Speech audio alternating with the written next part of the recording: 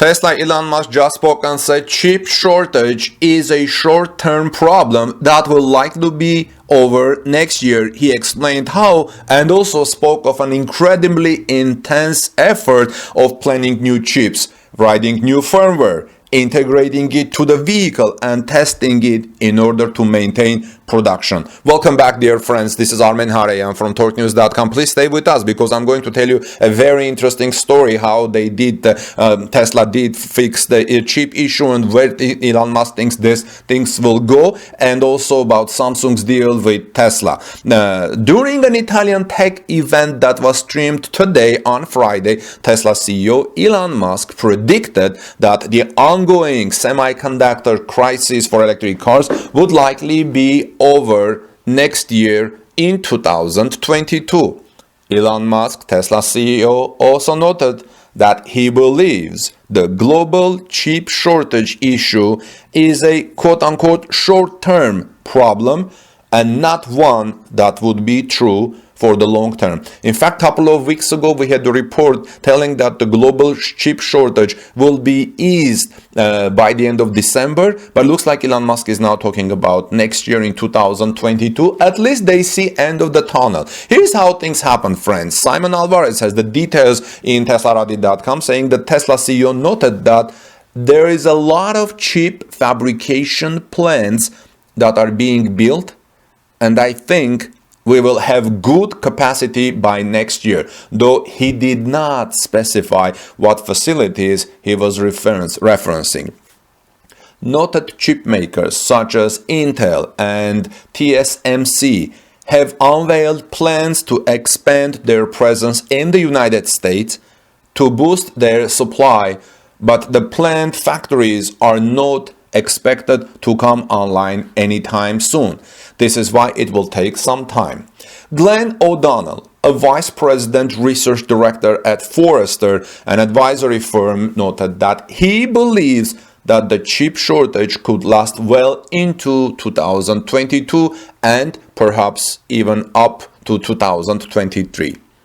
Glenn says, because demand will remain high and supply will remain constrained, we expect this shortage to last through 2022 and into 2023, O'Donnell noted. By the way, I review a lot of cars, one each week, and the guy who brought me a car yesterday says that they're expecting some shortage in December because of chip shortage. So things they may still continue. When they're saying that this will be ready for next year or chips will be ready for next year, we need to see how many companies are there making semiconductor chips, and also how they are expanding their production, how they are expanding their capacity. If they're talking about building new factories, let's see how long does it take to build a new factory and who is building new factory and when they will finish.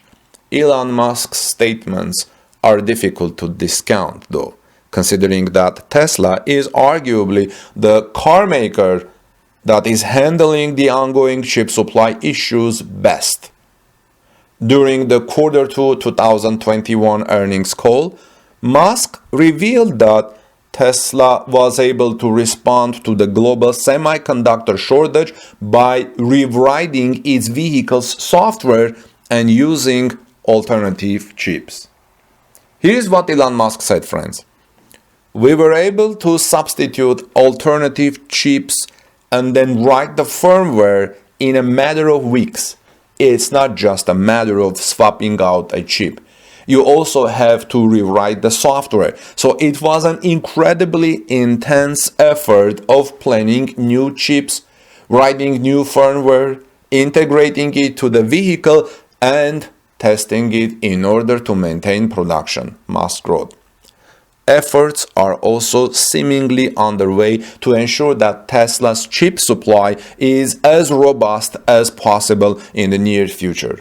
Just recently, a report from South Korea noted that Tesla key supplier Samsung Electronics has reportedly selected Taylor, Texas as the site of its upcoming $17 billion chip plant that would likely enter operations by Q4 2024. So if Samsung's Taylor plant is going to happen in 2024, how can we expect that things are going to improve in terms of chip supply so soon. But maybe other companies are also building capacity. Samsung's Taylor plant happened to be just 40 minutes away from Gigafactory Texas, the site where the Tesla Cybertruck would be produced. Now, friends, we reported yesterday that Korean Economic Daily reported that Samsung is in talks with Tesla to build its next generation chips for self-driving vehicles, and explains why Samsung is going to build Tesla chips with a less advanced 7 nanometer process.